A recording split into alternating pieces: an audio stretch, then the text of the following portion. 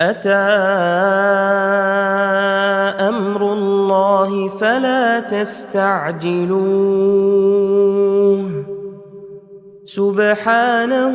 وتعالى عما يشركون ينزل الملائكة بالروح من أمره على من يشاء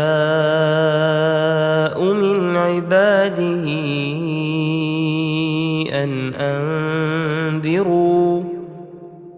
أن أنذروا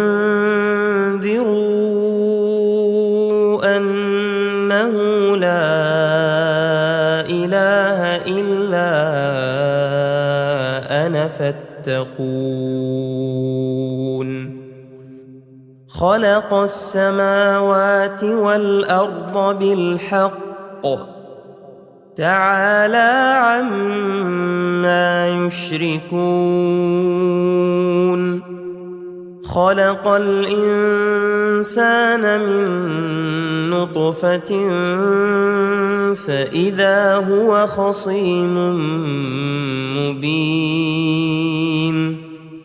والأنعام خلقها لكم فيها دفء ومنافع ومنها تأكلون ولكم فيها جمال حين تريحون وحين تسرحون وتحمل أثقالكم إلى بلد لم تكونوا بالغيه إلا بشق الأنفس إن ربكم لرؤوف رحيم والخيل والبغال والحمير لتركبوها وزينة ويخلق ما لا تعلمون وعلى الله قصد السبيل ومنها جائر ولو شاء لهداكم أجمعين هو الذي أنزل من السماء ماء لكم منه شراب ومنه شجر فيه تسيمون ينبت لكم به الزرع والزيتون والنخيل والأعناب ومن كل الثمرات إن في ذلك لآية لقوم يتفكرون وسخر لكم الليل والنهار والشمس والقمر والنجوم مسخرات بأمره إن في ذلك لآيات لقوم يعقلون وما ذرأ لكم في الأرض مختلفا ألوانه إن في ذلك لآية لقوم يذكرون وهو الذي سخر البحر لتأكلوا منه لحما طريا وتستخرجوا منه حلية تلبسونها وترى الفلك مواخر فيه ولتبتغوا من فضله ولعلكم تشكرون وألقى في الأرض رواسي أن تميد بكم وأنهارا وسبلا لعلكم تهتدون وعلامات وبالنجم هم يهتدون أفمن يخلق كمن لا يخلق أفلا تذكرون وإن تعدوا نعمة الله لا تحصوها إن الله لغفور رحيم والله يعلم ما تسرون وما تعلنون والذين يدعون من دون الله لا يخلقون شيئا وهم يخلقون أموات غير أحياء وما يشعرون أيان يبعثون إلهكم إله واحد فالذين لا يؤمنون بالآخرة قلوبهم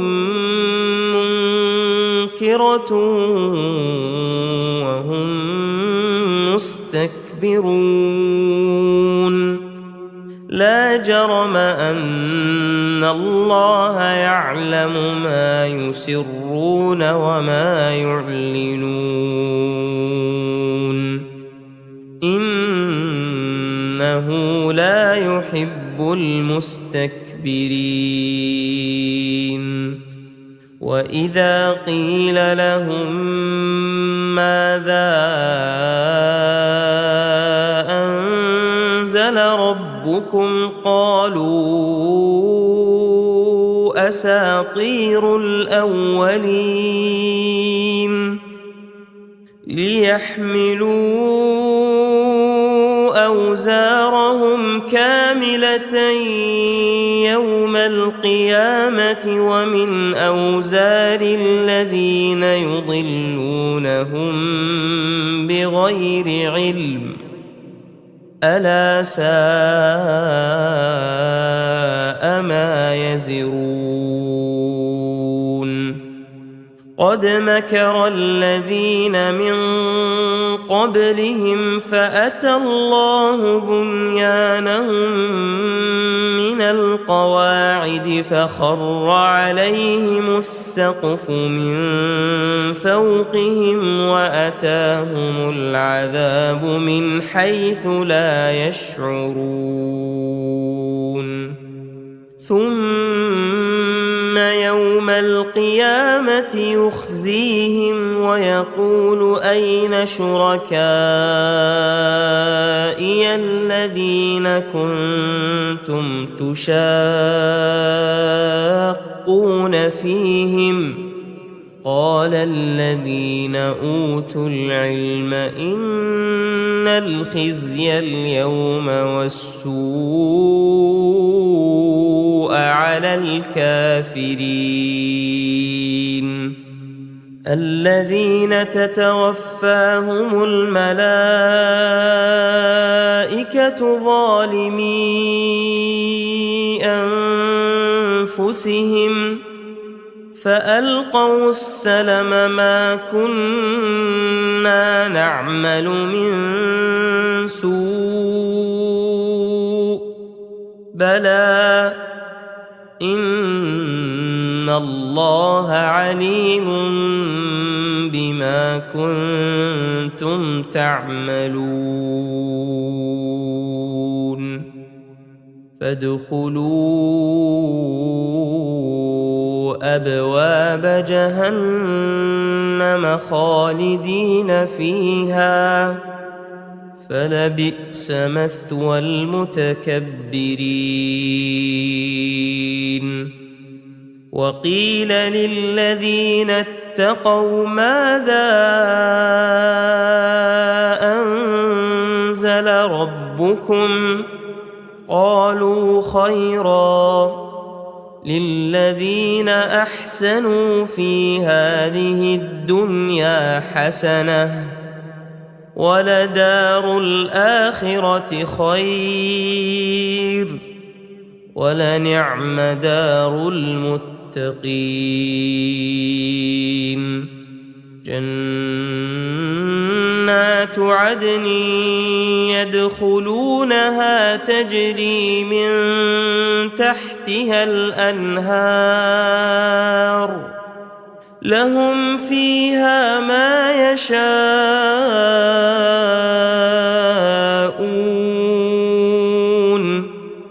كذلك يجزي الله المتقين الذين تتوفاهم الملائكة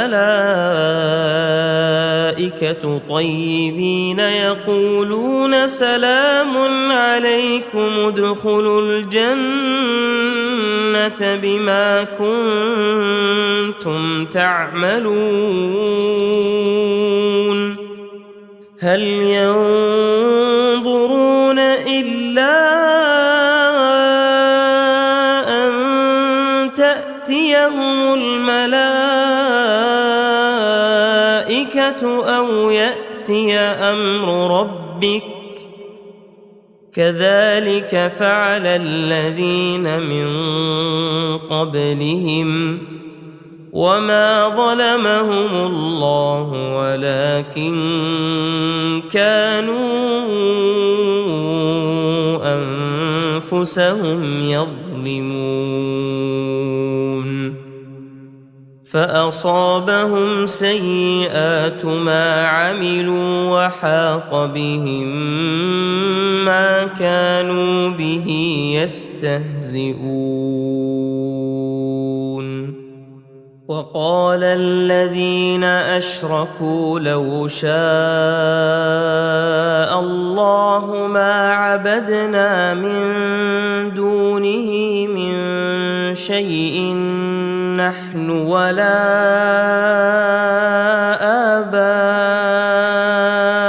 آباؤنا ولا حرمنا من دونه من شيء كذلك فعل الذين من قبلهم فهل على الرسل إلا البلاغ المبين ولقد بعثنا في كل أمة رسولا أن اعبدوا الله واجتنبوا الطاغوت فمنهم من هدى الله ومنهم من حقت عليه الضلالة فسيروا في الأرض فانظروا كيف كان عاقبة المكذبين إن تحرص على هداهم فإن الله لا يهدي من يضل وما لهم من ناصرين وأقسموا بالله جهد أيمانهم لا يبعث الله من يموت بلى وعدا عليه حقا ولكن أكثر الناس لا يعلمون ليبين لهم الذي يختلفون فيه وليعلم الذين كفروا أنهم كانوا كاذبين إنما قولنا لشيء إذا أردناه أن نقول له كن فيكون. والذين هاجروا في الله من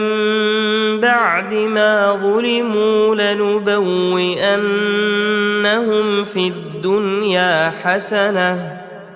ولأجر الآخرة أكبر لو كانوا يعلمون. الذين صبروا وعلى ربهم يتوكلون. وما أرسلنا من قبلك إلا رجالا نوحي إليهم فاسألوا أهل الذكر إن كنتم لا تعلمون. بالبينات والزبر وأنزلنا إليك الذكر لتبين للناس ما نزل إليهم ولعلهم يتفكرون. أفأمن الذين مكروا السيئات أن يخسف الله بهم الأرض أو يأتيهم العذاب من حيث لا يشعرون أو يأخذهم في تقلبهم فما هم بمعجزين أو يأخذهم على تخوف فإن ربكم لرؤوف رحيم. أولم يروا إلى ما خلق الله من شيء يتفيأ ظلاله عن اليمين والشمائل سجدا لله وهم داخرون. ولله يسجد ما في السماوات وما في الأرض من دابة والملائكة وهم لا يستكبرون يخافون ربهم من فوقهم ويفعلون ما يؤمرون. وقال الله لا تتخذوا إلهين اثنين إنما هو إله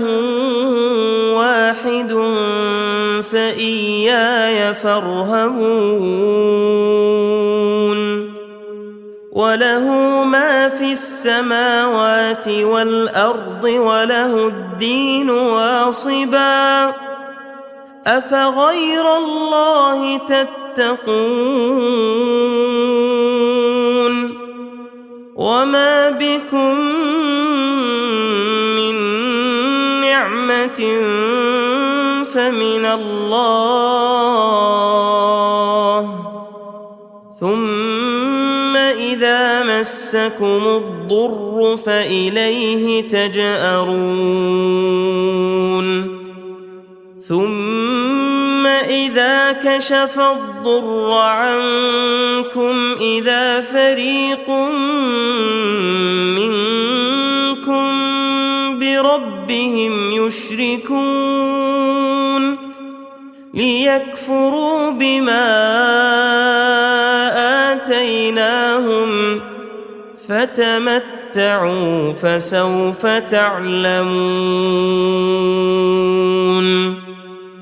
ويجعلون لما لا يعلمون نصيبا مما مما رزقناهم تالله لتسألن عما كنتم تفترون ويجعلون لله البنات سبحانه ولهم ما يشتهون وإذا بشر أحدهم بالأنثى ظل وجهه مسودا وهو كظيم يتوارى من القوم من سوء ما بشر به أيمسكه على هون أم يدسه في التراب ألا ساء ما يحكمون للذين لا يؤمنون بالآخرة مثل السوء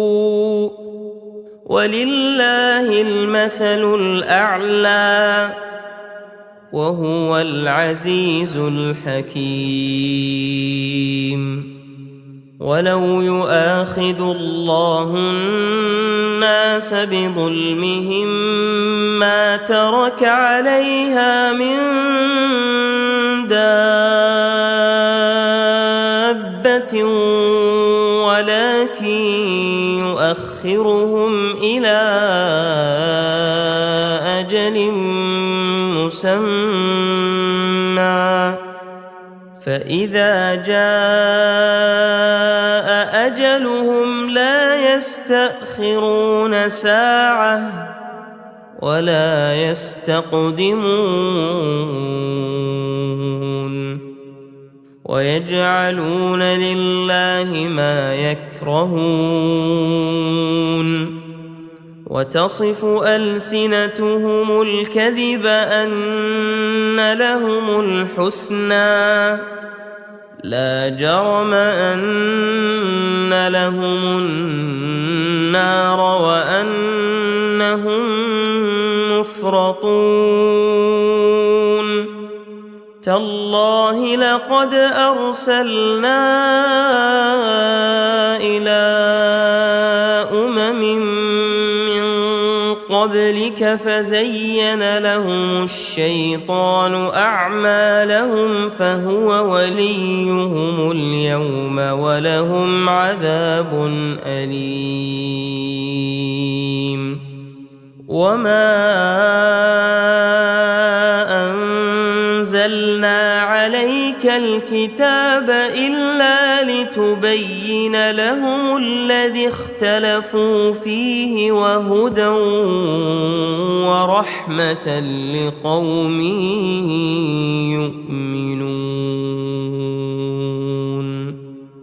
والله أنزل من السماء ماء فأحيا به الأرض بعد موتها إن في ذلك لآية لقوم يسمعون وإن لكم في الأنعام لعبرة نسقيكم مما في بطونه من بين فرث ودم لبنا خالصا سائغا للشاربين ومن ثمرات النخيل والأعناب تتخذون منه سكرا ورزقا حسنا إن في ذلك لآية لقوم يعقلون وأوحى ربك إلى النحل أن اتخذي من الجبال بيوتا ومن الشجر ومما يعرشون ثم كلي من كل الثمرات فاسلكي سبل ربك ذللا يخرج من بطونها شراب مختلف ألوانه فيه شفاء للناس إن في ذلك لآية لقوم يتفكرون والله خلقكم ثم يتوفاكم ومنكم من يرد إلى أرذل العمر لكي لا يعلم بعد علم شيئا إن الله عليم قدير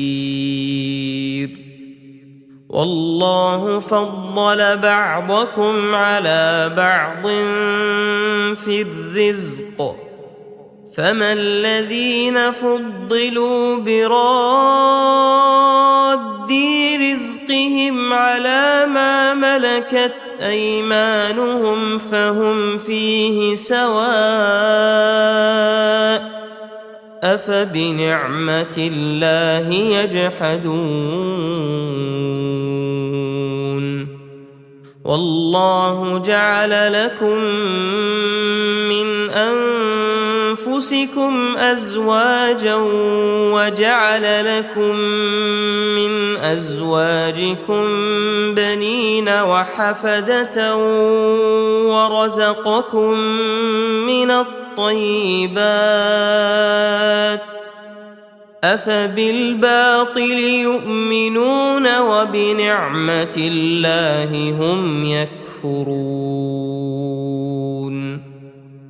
ويعبدون من دون الله ما لا يملك لهم رزقا من السماوات والأرض شيئا ولا يستطيعون فلا تضربوا لله الأمثال إن الله يعلم وأنتم لا تعلمون ضرب الله مثلا عبدا مملوكا لا يقدر على شيء ومن رزقناه منا رزقا حسنا فهو ينفق منه سرا وجهرا هل يستوون الحمد لله بل أكثرهم لا يعلمون وضرب الله مثلا الرجلين أحدهما أبكم لا يقدر على شيء وهو كل على مولاه أينما يوجهه لا يأت بخير هل يستوي هو ومن يأمر بالعدل وهو على صراط مستقيم ولله غيب السماوات والأرض وما أمر الساعة إلا كلمح البصر أو هو أقرب إن الله على كل شيء قدير والله أخرجكم من بطون أمهاتكم لا تعلمون شيئا وجعل لكم السمع والأبصار والأفئدة لعلكم تشكرون ألم يروا إلى الطير مسخرات في جو السماء ما يمسكهن إلا الله إن في ذلك لآيات لقوم يؤمنون والله جعل لكم من بيوتكم سكنا وجعل لكم من جلود الأنعام بيوتا تستخفونها يوم ظعنكم ويوم إقامتكم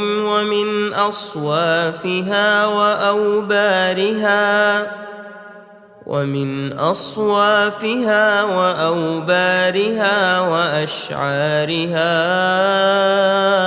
أثاثا ومتاعا إلى حين والله جعل لكم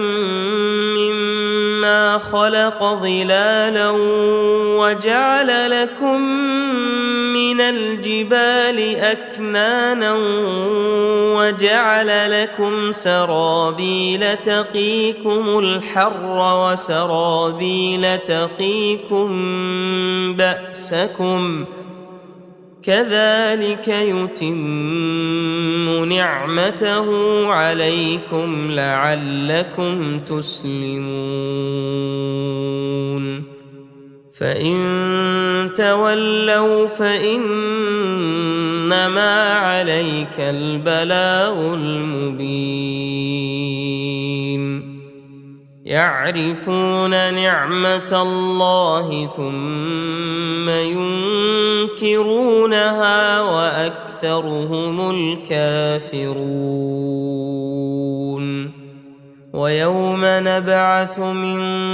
كل أمة شهيدا ثم لا يؤذن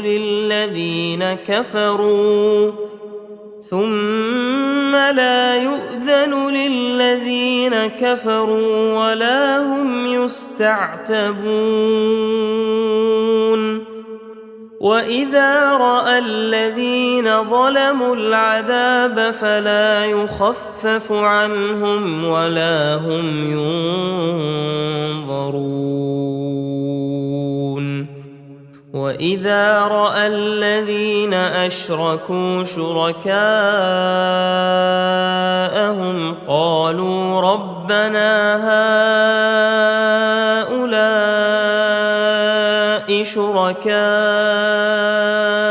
الذين كنا ندعو من دونك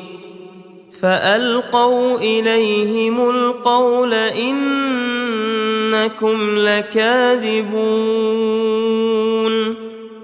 وألقوا إلى الله يومئذ السلم وضل عنهم ما كانوا يفترون الذين كفروا وصدوا عن سبيل الله زدناهم عذابا فوق العذاب بما كانوا يفسدون ويوم نبعث في كل أمة شهيدا عليهم من أنفسهم وجئنا بك شهيدا على هؤلاء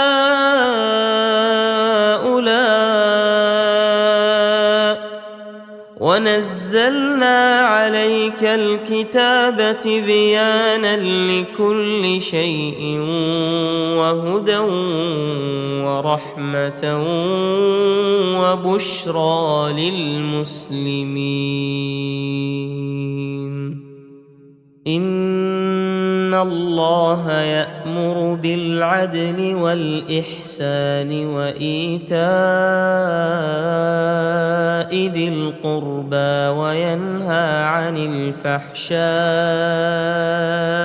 والمنكر والبغي يعظكم لعلكم تذكرون. وأوفوا بعهد الله إذا عاهدتم ولا تنقضوا الأيمان بعد توكيدها وقد جعلتم الله عليكم كفيلا إن الله يعلم ما تفعلون. ولا تكونوا كالتي نقضت غزلها من بعد قوة أنكاثا تتخذون أيمانكم دخلا بينكم أن تكون أمة هي أربى من أمة إنما يبلوكم الله به وليبينن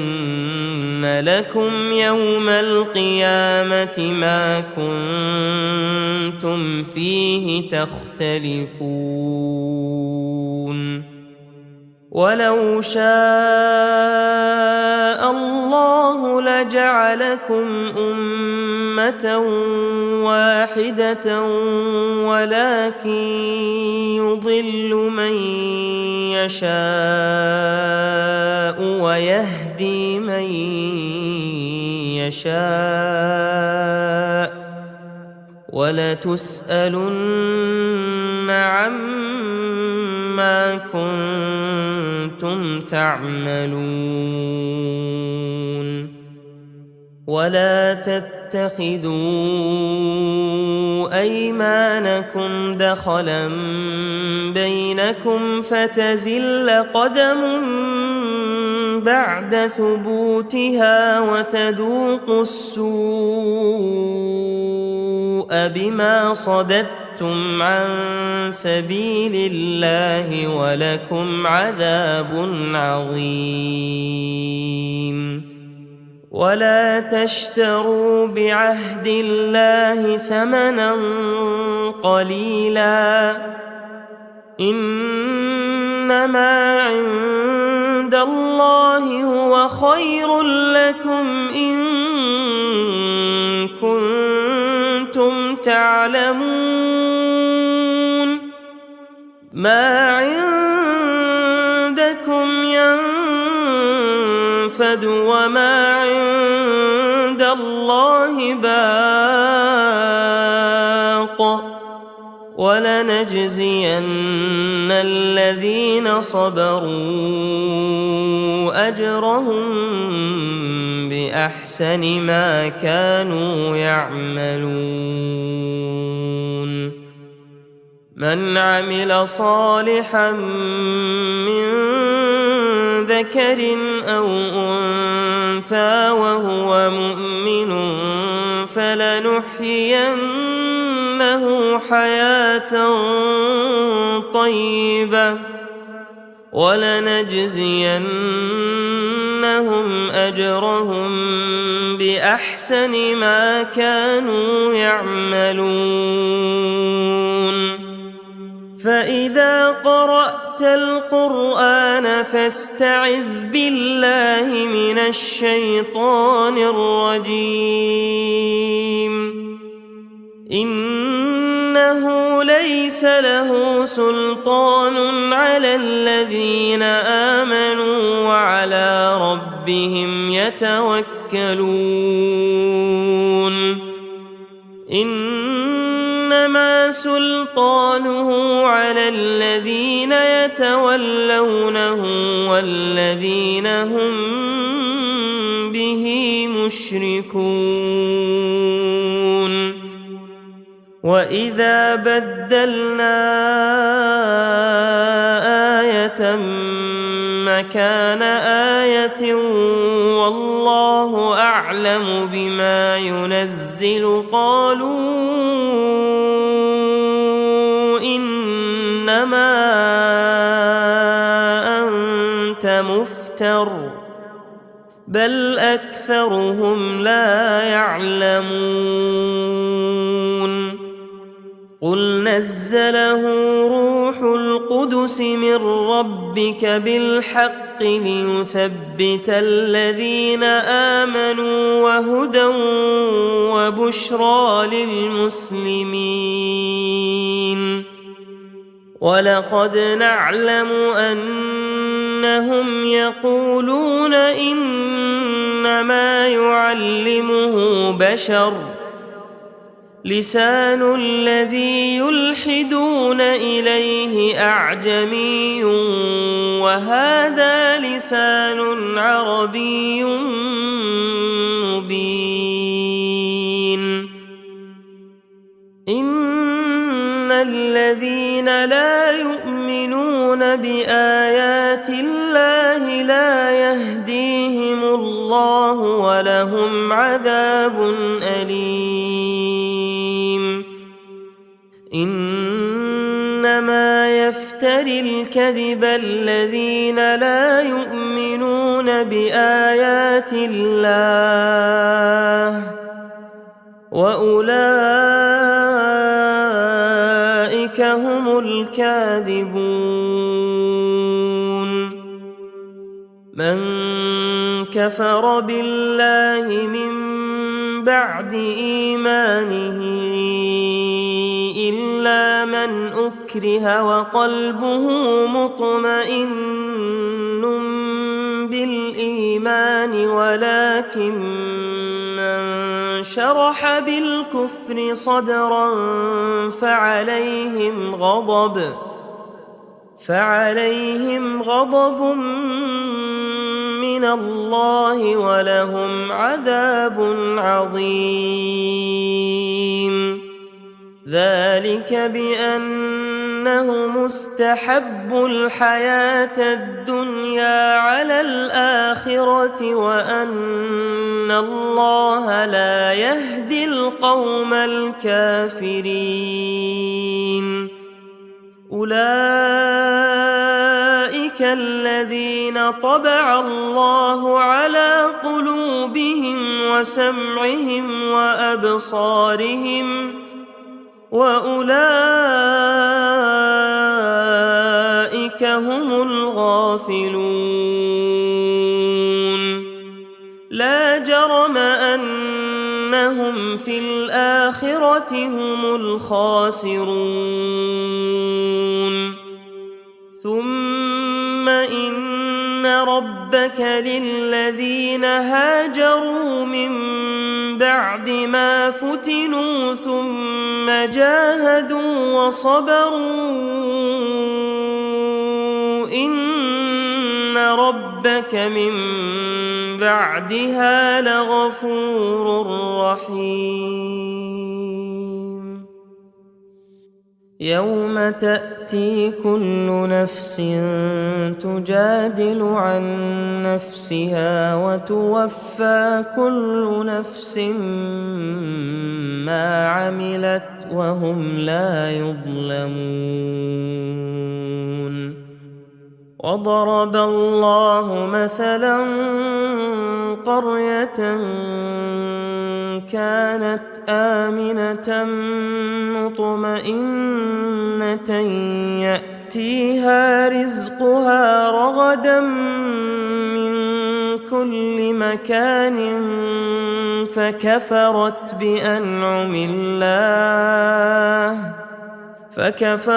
بأنعم الله فأذاقها الله لباس الجوع والخوف بما كانوا يصنعون ولقد جاءهم رسول منهم فكذبوه فأخذهم العذاب وهم ظالمون فكلوا مما رزقكم الله حلالا طيبا واشكروا نعمة الله إن كنتم إياه تعبدون إنما حرم عليكم الميتة والدم ولحم الخنزير